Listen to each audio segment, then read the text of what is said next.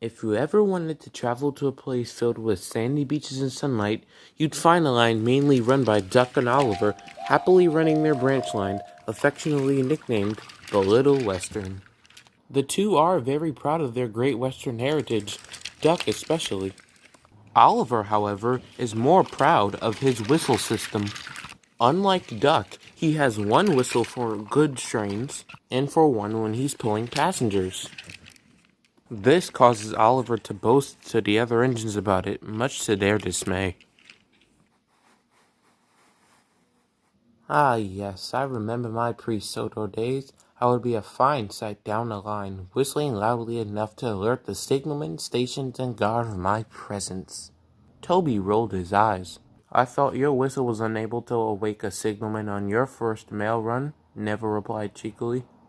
Yes, well, my whistle was faulty that night, and I had to rely on just the one whistle. Wasn't it last week where you forgot to whistle for the points and sent the ballast trucks off the rails? Well, that wasn't my fault. The sun was in my eyes, and... Alright then. I'll be seeing you later, I assume? Of course. Yeah!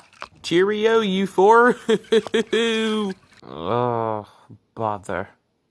One morning, as Oliver was approaching Tidmouth Halt, he heard conversation in his cab.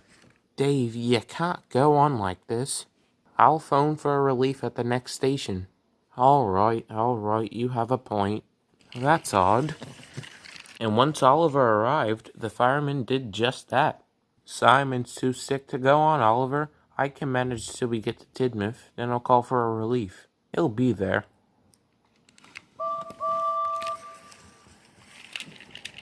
Oliver finished his journey with no other issue, and his driver went home to get better. Later on, Oliver was resting when he saw his fireman walking up to him with a man in a driver's suit. Hello, Oliver. Meet Felix, your temporary driver. Hello, nice to meet you, Oliver. I'm happy to be working with you. So am I, Oliver replied, although he was a bit concerned about how Felix would do. Well, said the fireman, we best get ready. Our train's due to depart soon. And Oliver chuffed off.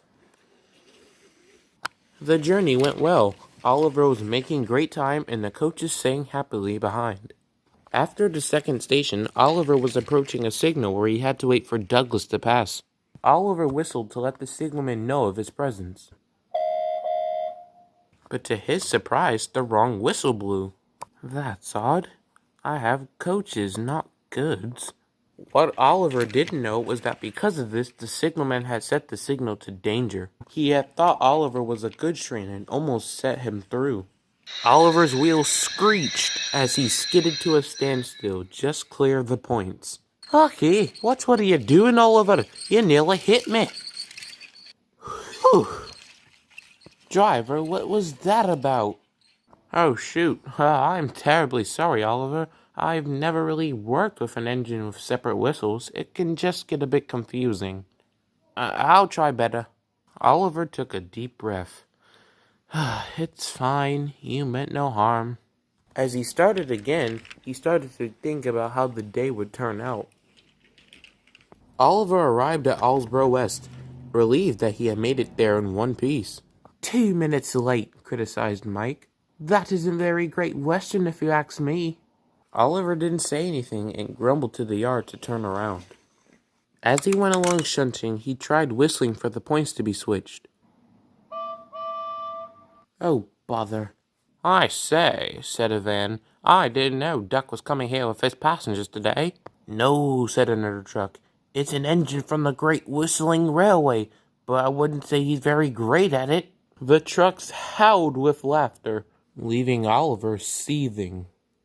Oliver's journey back down the branch was no better. He nearly overran 2 signals and had to deal with the trucks' taunting. By the end of the day, he was worn out and unhappy. Forgive me for saying so, Mr. Oliver, said Toad, but you don't look well at all. What's troubling you? Oliver quickly scanned the parameters to see if the driver was around. Oh, it's that new driver I have. He just can't seem to get my whistles right. It's like I can't even do my work properly. Well, look on the bright side, continued Toad. At least you still are doing some sort of work and aren't on the run from diesels. Oliver thought to himself, at least he can drive. Next day, Oliver was making his way to Knapford Light Engine. He whistled as he approached the signal box. Oh no. Oliver and Toad applied their brakes instantly. It was a good thing they did too. They stopped inches away from the express line. As Gordon thundered by, "Watch where you're going, Great Western." That was too close for my liking. Oliver's surprisement slowly turned into irritation, and he whistled for himself for the rest of the journey. Later in the day, just before evening came, Oliver was having a little rest when... Hello, Oliver. What's up? Oliver looked. There was Henry, fresh out of the works. Oh, Henry, hello. We're pleased to have you back. You must feel excellent. Wish I could say the same for myself. Oh? Yeah, this temporary driver has a hard time learning how to use the right whistle. You know, I had a problem with a temporary driver before. He assumed I was bound to cause trouble. But once I had enough, I stood up for myself, and he apologized. Maybe you should talk it out with this driver. It'll help. Oliver took in those words to mind and wondered if it would help. As night began to fall, Oliver finished his shunting at Tidmouth. He was surprised to see Sir Topham Hatt walking up towards him. Good evening, Oliver. Evening, Toad. Good evening, sir. Good evening. I need your assistance. Molly's been delayed, so she can't get to Knapford Yards in time for the midnight goods. So if you two could handle that train and meet Molly at Croven's Gate, that'd be a great help. Of course, sir. Toad and I won't let you down. I knew I could rely on you two. Well, good night. Oliver was pleased. He had grown to enjoy the peacefulness of night runs and was looking forward to it when he remembered. Oh, I hope this run goes peacefully. I can't afford to have a mishap with the midnight goods. Oliver collected the trucks, thanked Ginty, and set off into the night. The mail trains had already left before him, and Henry would be on the other side of the island by now with the kipper, so Oliver didn't have to whistle that much. So far, so good. Clouds of steam filled the night air, followed by the clatter of the train, and the firemen even put on the radio. Oliver began to find himself relaxing.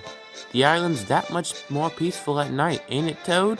Indeed, Mr. Oliver. Just look up at those stars. By now, Oliver had passed Mary, but unbeknownst to him, trouble lay ahead. Further down the line lay some trucks sitting in a siding. Their brakes were old and worn and not stable. It wasn't long before they gave way, and the train slowly began rolling out of the siding, gaining a little bit more speed. There were only 5 trucks, but that didn't stop them derailing at the points and blocking the line. Please help me! Oliver was getting nearer and nearer to the danger. Soon, Oliver saw a signal box and he blew his whistle, but to his horror, the passenger whistle blew. Oliver tried blowing the correct whistle, but the signalman got confused and set the signal to red, mistaking the train for another. The signal was not too far from the derailed trucks, so Oliver continued on, until the signal came into view. Huh? Ooh, brakes! The driver screwed on the brakes hard and so did the guard, quickly so as not to overrun the signal. Fortunately, Oliver stopped right before the signal. Phew. I say, Mr. Oliver, is everything all right? I don't know. I think I might have to contact the signalman about the misunderstanding, said the fireman. He had just jumped out the cab and was about to walk back when... What the... Oh, goodness me, would you look at that? Oliver and the driver looked ahead to see the trucks derailed across the line. Well, Felix, looks like you've done us a good deed, joked the fireman. I'll go and get help. After the crane had come and gone, Oliver was able to continue his journey with no further incident. On the way home, he spoke up. Hey, driver? Yes, Oliver? Thank you for preventing that accident. Oh, no problem, and thank you for being so understanding despite my mistakes. You truly are a helpful engine. Oliver smiled. Toad and Henry's past words had come back to him. They were right, he thought. Everyone can learn eventually if they try. He chuckled about the thought for a second. Everything all right on your end, Mr. Oliver? Asked Toad. Yep, the track's clear as the sky. Oliver would be sad to see Felix go, but would be glad to be reunited with his old driver. But right now, he'd rather enjoy this peaceful moment with his temporary driver as he puffed happily home.